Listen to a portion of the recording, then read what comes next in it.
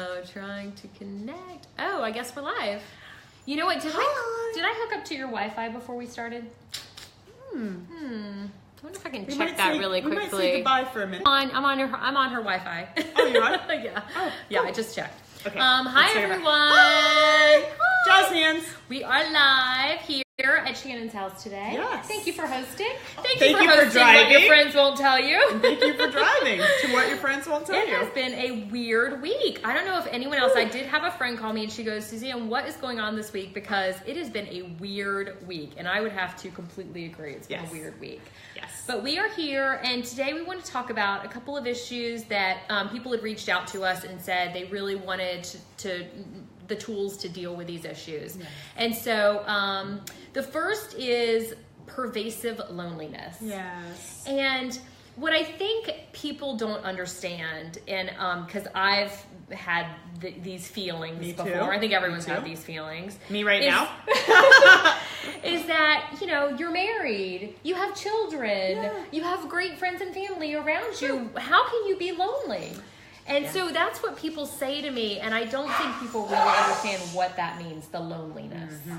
So there's a couple little fun facts to this. First of all, you're never lonely with dogs that are barking all the time. Welcome them. We got Ryan, them for keep them down. We got them for the pervasive loneliness. I love it. And they're working really hard right now. So first thing that I found so interesting when I started researching loneliness is that when you are in loneliness, you believe that, oh, Suzanne doesn't really want to talk to me. My neighbor really doesn't want to connect. So the first thing you do is you pull into yourself. So all those people say, but you've got all this great stuff. Well, yeah, when you're sitting at home at 8 o'clock and you're not picking up the phone and you're not reaching out, that's part of it, right? The second thing is, let's look at the logistics of it. Because I was saying, you said you've been here, and I was saying I am here. So let's look at the logistics of it. Okay, you're married. That's a wonderful thing. How many people's husbands are working at night? So some people's husbands are working at night. That's one thing that's huge. Some people's husbands travel for work. The kids, even when I went through my divorce, and I'm sure you're there too, the kids hopefully go to bed maybe at 8 o'clock if you've got little ones. Yours don't go to bed at 8 o'clock. Right. I know that. Right. But I go to bed at 8 o'clock. Yeah, and mine didn't either. Right. But let's say you're a mom who's a single mom and you're putting those kids to bed at 7:30. You have like 3 or 4 hours of home alone, right? You're divorced, you don't have a spouse there, you're not dating yet. So that's one category. The second category, pick me, empty nesters, right?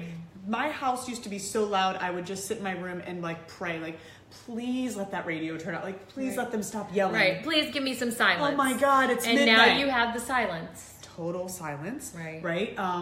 Widows, oh my gosh, my heart breaks for widows. Their life is full and busy, and then all of a sudden, their spouse is gone, and they're in significant grief by themselves with a dog, hopefully. Most people have animals, and that really helps with loneliness. But these are the environments that this happens in. So, yes, as you have friends, you have family, you have all of this. Okay, the kids are at their dad's.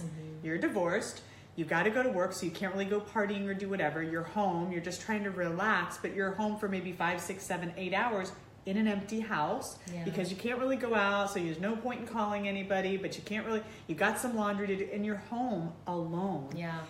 I remember when my friend Tina, who is watching right now, when my friend Tina lost her mom, and I think, even though she had such great friends and she has this, family, but she just, what she kept saying to me was, my mom, like if something happened to me, my mom is the only one that would really know because she knew where I was all the time. Yeah. And can you imagine that feeling of just like, no one's really looking out for me. Yeah. And I think that is such a hard thing to live with and to sit with. Yeah, and that's what a lot of the pervasive loneliness people have lost their parents. They're at that 50-something, 60-something age. They've lost their parents.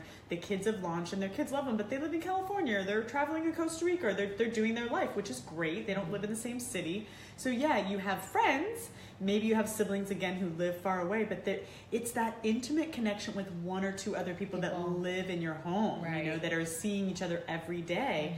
And it's powerful. So what are some of the tools that people can use to when they are in that lonely space? I think just reaching out to someone really can help because but I am one of those people that I just think, well, no one really wants to hear from me right now. That's exactly it. So the first thing I really want to reiterate is if you're in loneliness, this is the cognitive distortion that you're experiencing. It's not accurate, but it's a dysfunctional thought, but it's what we do. It's almost like when you're in depression, you think, oh, everybody would be better off if I was gone. What? Yeah. But people believe that. So that's a cognitive distortion. So the first thing is to reach out, reach out, reach out. I found this article from Psychology Today, and I thought it was really great. The first thing that it says is to talk to strangers. I love that. I'm an only child, so I feel like, I can't speak for everyone. For me, one of the things you have to come up against as an only child is pervasive loneliness. Yeah. You don't have siblings to play with. If you're in trouble or grounded, which I did a decent amount of, enough to be home and not able to be with my friends. Right. So then you're by yourself, especially if you're in a divorce home. My mom was divorced, so it was my mom, my grandmother. They both worked. They were busy. I was the latchkey kid. I am used to spending a lot of time alone, but everybody teases and makes fun of me. Nobody's a stranger, just someone I haven't met. Like, I talk to everyone. It's so funny you say that because, like, for instance, if I go to a new yoga class or something, and I don't know anyone, one of the greatest ways, and I always feel like, oh my God, can I do this? Or for instance, going to a restaurant alone. I was terrified. Me, who you think is like outgoing and I can talk to anyone, like, I would never think of going to a restaurant alone, but I did it. And when you start to talk to other people at the table next to you, or if you're at a yoga class, it's the woman's, and with her mat next to you, it just makes it all okay. Yeah. Well, you know what? There's a new kind of theme I've seen lately in restaurants, which I find really cool. I've always been able to go to movies by myself, dinners by myself, lunches by myself, because I'm an only child. So I've never been afraid of that. I know a lot of people really are. Yes. And I was always fascinated. It terrifies me. Yeah, a lot of people are fair. But I'll tell you what's a great trend now. A lot of these restaurants, last night we went to Bonefish Grill, and when we walked in, it was packed, and we wanted to get to a movie, so we didn't want to wait the 45, whatever. Right. So the bar has, and a lot of restaurants have this. Bonefish has this. I'm picturing some other restaurants that have this theme where they'll set up a bunch of communal tables in the middle of the bar, and if you can sit at one of those, you can order your dinner. Right. So we did, and there was the loveliest couple. The guy came up, young guy. He's like, "Is this seat taken?" I said, "I don't know. Are you weird?"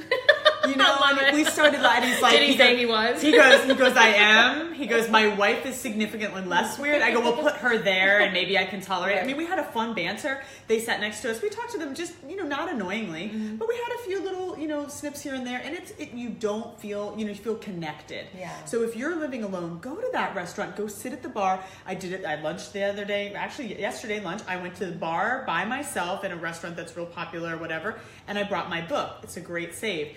I didn't really feel like talking yesterday, but even if you bring your book, but then somebody sits next to you, the woman next to me did feel like talking, I think. I didn't feel like it, so I went ahead and read my book, but I could have at any point closed the book and we would have had lunch together because she was sitting elbow to elbow with me. So these are the kinds of experiences. Airplanes, people always run away from me because as soon as I sit down, I'm like, "Hi!" So the people put their headphones in. No, really? But there's these opportunities. Tina says hi. There's these opportunities to connect on the plane, at the restaurant, wherever. Don't talk to the person in the movies next to you because that'll really make them mad. But it says talk to strangers, start up a conversation on the cafe, on the subway, in the cafe. So that's huge. That's one of their tools, which I agree with. I like that. And I want to ask you about Sundays because Sundays are the hard ones for me. But I want you to continue with your tools. Yes, and hi Tina, and hi Glenn, and hi Ellie.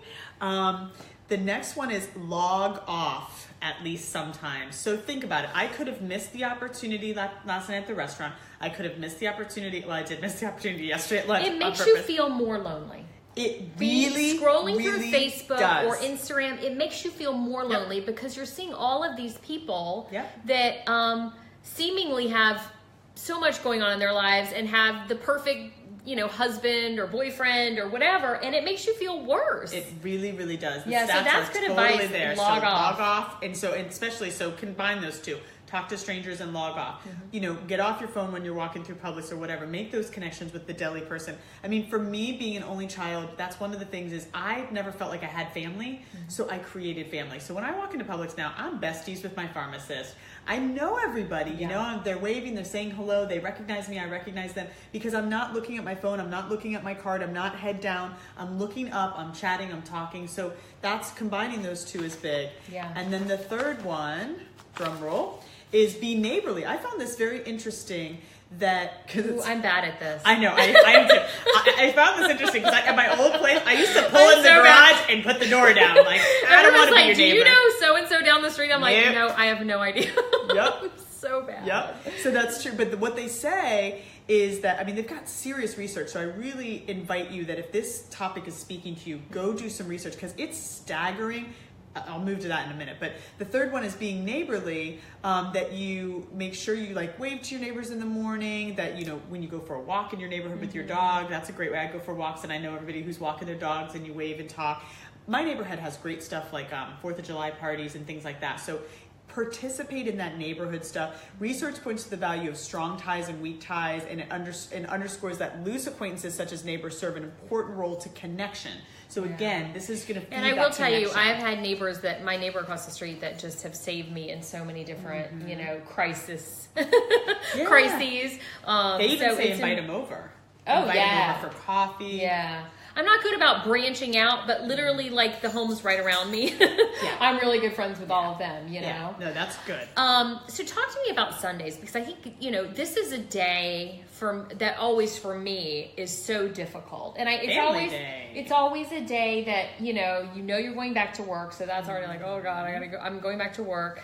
But then for some reason, I wake up on Sundays and like this depression comes over me. What is that about? That is about you being an empath and you feel the days of the week. Right. And so you feel that this is the day of, I've got to get back to work. I've got to get back to disconnection. No more connecting with my friends. No more fun. No more loving on my kids. I've got to get back to getting to bed early. So it signifies the whole week. So I think we had talked about this before, but a reminder, a couple things. Number one, put your chores on Saturday, not Sunday. Yeah. Clear Sunday. So on Saturday, try to make it fun for sure. But like if you can integrate your picking up your dry cleaning and maybe do the groceries, like Saturday morning is the best time to grocery shop. Nobody knows that. There's no one there. Go at 7 o'clock. It's true. Get when Publix first opens their doors. Like seriously, it's the best time to grocery shop. Time. Roll out of bed, throw your hair in a scrunchie. You're not going to see anyone you know, and go to or Publix or a hat. Go to Publix, bang that out, pick up your dry cleaning. You know, throw a load laundry when you're headed to the grocery store. Get your chores done on Saturdays if you can. You know, different moments at your home. Then Sunday is your play day. So Sunday is your beach all day. You don't have to come home to do laundry. It's already done. Yeah. And try to plan something fun on Sunday night. Even if it's just, if you think about it, if it's a matinee and you get out at 7, even for you could do that, grab a bite on the way home and be home in bed by 8. Right. But make Sunday your fun day. And that way you don't have to have the dread. So you really should do Sunday Fun Day. Yes, Sunday Fun Day. Okay, so we also, there were 2 topics we really wanted to discuss today. Oh, sorry. My producer is moving faster than me. I'm sorry. Okay, so one more thing that I want to say. The reason why this really spoke to me, this really came to me personally, and I really wanted to talk about it. So the piece, my anti-loneliness is climbing on me right now, so forgive the distraction. This dog.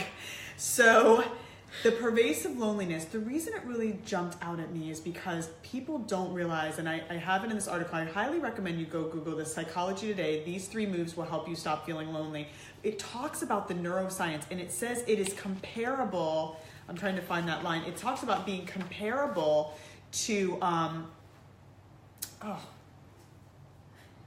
it causes premature mortality, and that, yes. So well, that makes sense because your connections, you really, I mean, that is the one thing that doctors say you really need is those connections. Like you need, like you have to get out of your house and get out of your head and get out of this space.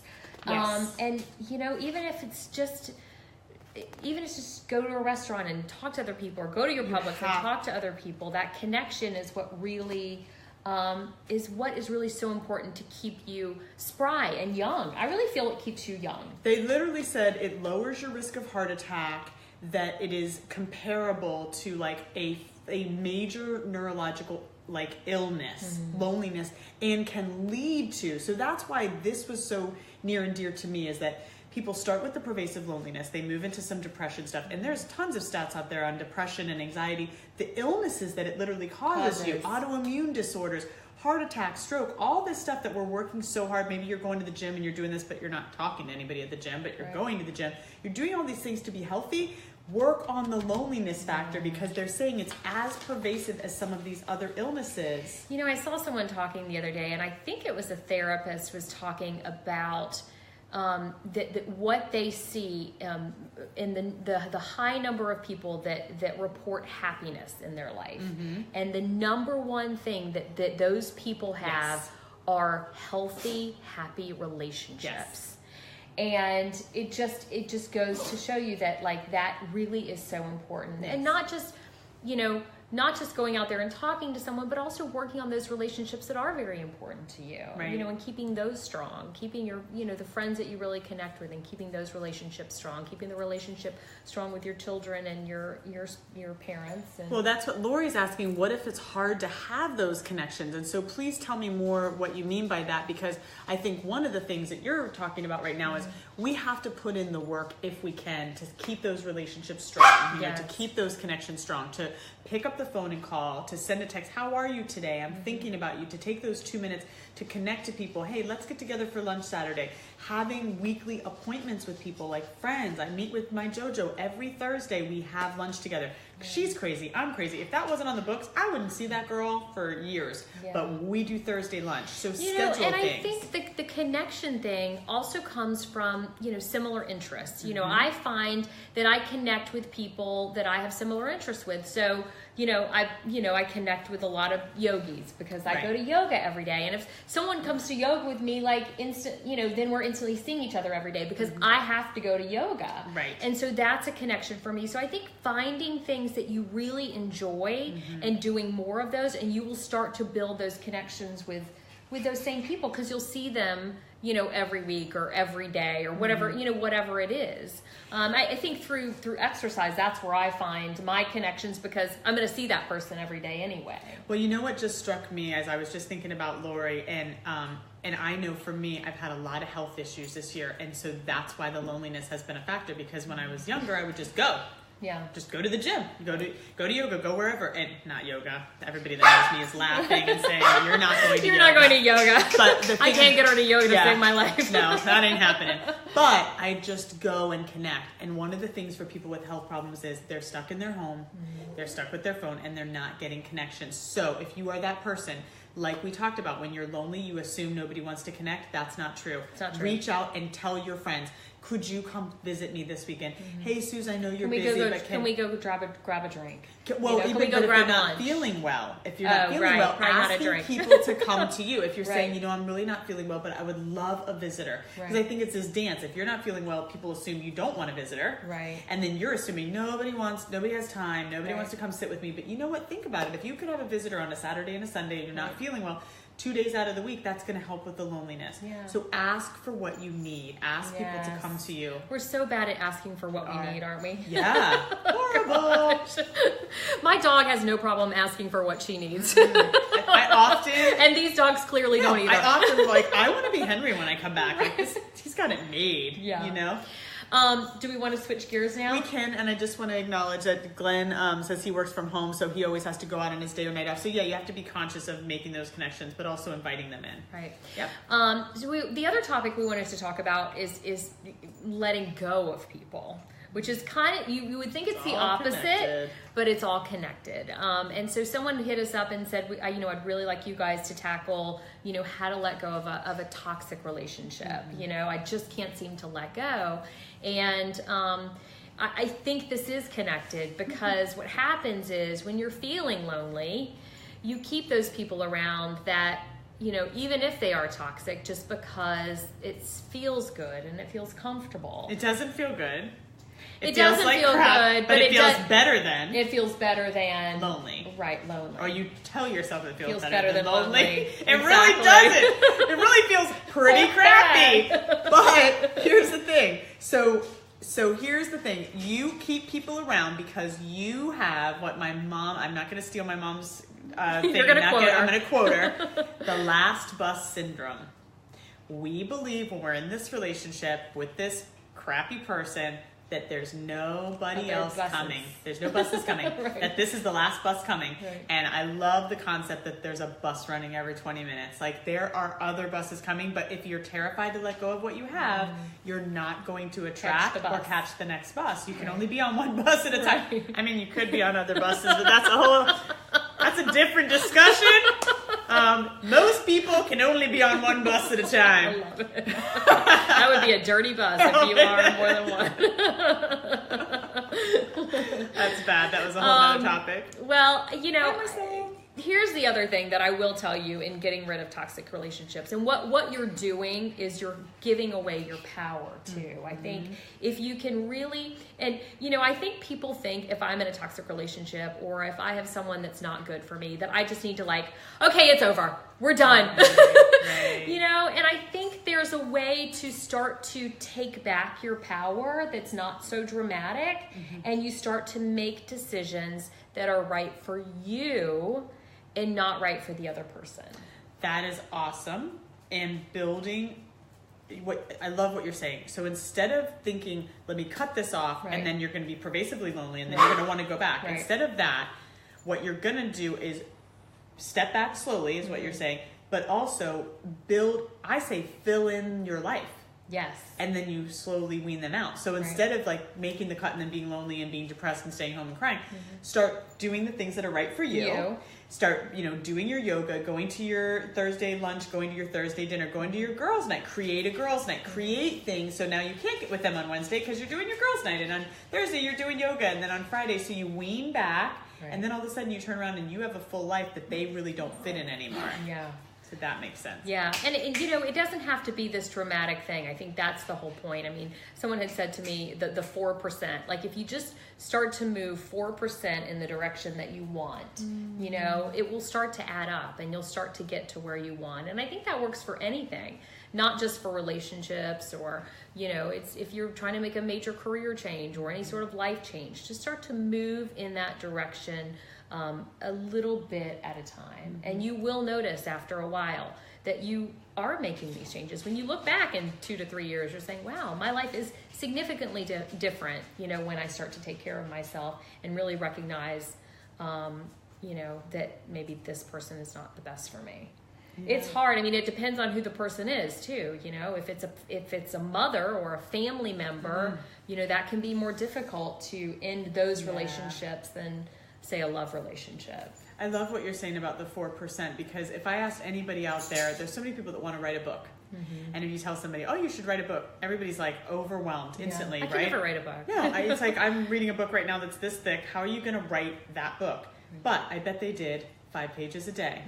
365 days times 5 pages a day is a big book. Yeah.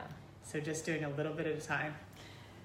I love your outfit. Where'd you get it? That's really sweet. That's so sweet. My outfit, I know this outfit. Oh, Suzanne, I love your outfit. Where did I get this? It's just a shirt. I don't remember. I think I got it TJ Maxx. We are TJ Maxx girls. And Marshalls. Hey. And Marshalls. I think I actually did get it at TJ Maxx. There you go. But the problem with TJ Maxx is you have to spend some time there. Yeah. You got to spend some time going through. Yeah. All right, any other questions? Did you have any other? I'm just trying to think of anything else on toxic relationships if anybody else has questions. So the last bus theme,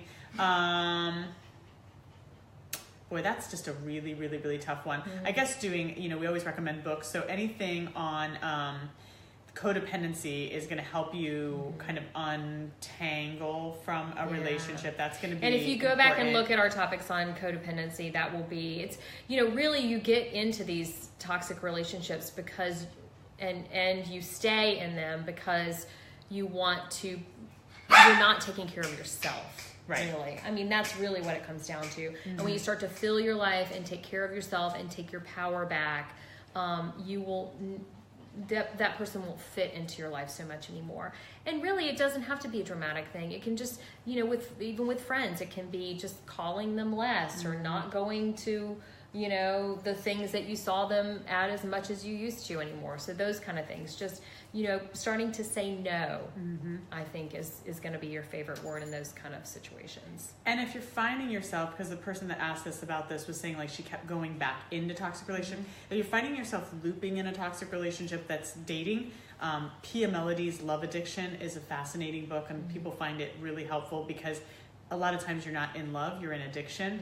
And so as you know, addiction's really hard to battle. So if you're in love addiction, it's like you just keep looping around and around and around. So that's a really another good book to give a look at. And, you know, Shannon says this all the time, and, you know, I really believe this, that, you know, if you keep going back, it's just you have another lesson to learn. And you're going to keep getting that lesson until you learn it. And, you know, don't beat yourself up. Don't beat yourself up. It just means you're still learning this lesson, and eventually, you know, you will learn it if you really work on it. You know, if you really work on making sure that you're healthy and you're taking care of yourself, you will learn that lesson. The poem is a reason, a season, or a lifetime. Read that poem. A reason, a season, or a lifetime. It's like, you know what? Maybe you need to do another round, or maybe it's going to abruptly end and it's time for the next season.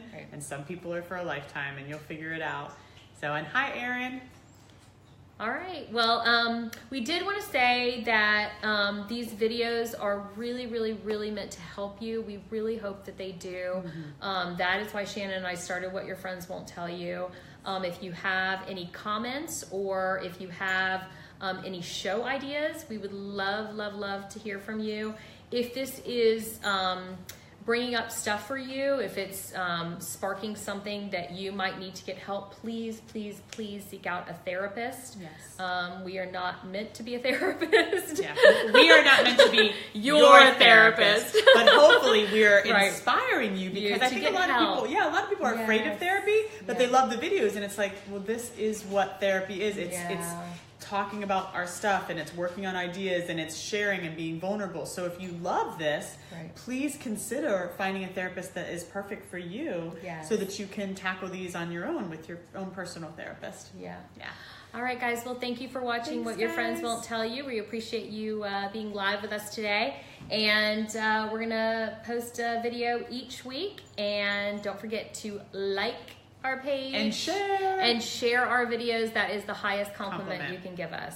And if you have any ideas, don't forget to leave them in the comment section. All right, bye everyone. Bye. And Henry says bye too. Monkey dog says bye. Bye.